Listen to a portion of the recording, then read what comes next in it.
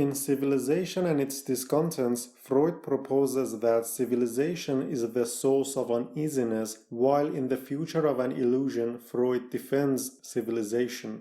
The important question that reading these two books side by side poses is, if civilization is the source of our discontents, why does Freud defend civilization? This double perspective that civilization is both the source of human prosperity and uneasiness arises from man's superego, for a certain duality is an inherent part of the superego. On the one hand, the superego causes frustration by regulating our instincts, and on the other hand, without it, one cannot become a moral and social being.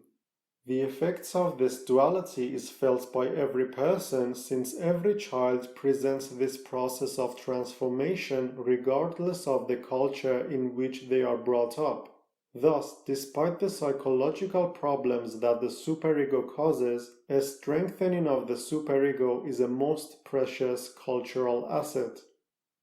Incidentally, Freud sees no distinction between civilization and culture.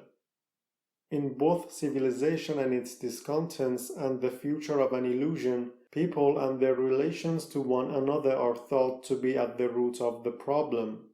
Strangely enough, our relations to other men is something that is both the answer to our uneasiness in culture and the cause of our sufferings. It is easy to imagine why our relation to other people might be regarded as our salvation. We are social beings and we need other people. Furthermore, according to Freud, perhaps the most effective defense mechanism against uneasiness is love. But our relation to other men can have a much darker side, because people are inherently destructive. Among these instinctual wishes are those of incest, cannibalism, and the lust for killing, or in other words, sex and violence.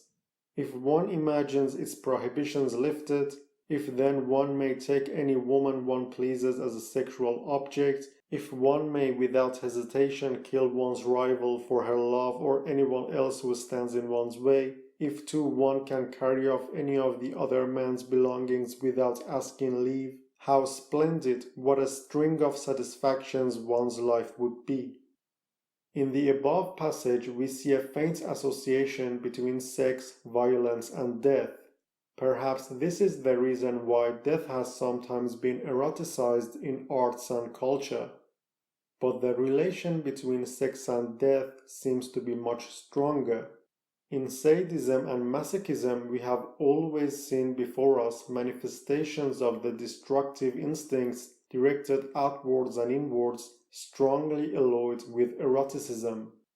Freud tells us that this sort of destructive or aggressive behavior is a portion of the death instinct which seeps out. It may be the case that in the state of nature our instincts would not be restricted and we may be free to do as we please, but it seems that instinct for self-preservation is reason enough not to dismantle civilization. For even if one managed to become a tyrant by imposing oneself on everyone else, there would be no escape in nature herself. She destroys us. It seems that fear of death and destruction is what pushes us to form civilizations. It was precisely because of these dangers with which nature threatens us that we came together and created civilization. For the principal task of civilization, its actual raison d'être, is to defend us against nature. It is nature herself that we seek to escape through the work of civilization. In both Civilization and its Discontents and The Future of an Illusion, Freud mentions that it is other men that are a great source of sufferings for the individual. Yet we form societies and put up with this kind of suffering, for human cruelty is preferable to the cruelty of nature. Moreover, compared to living in the state of nature, we are less likely to be violently harmed by other individuals in a civilized society.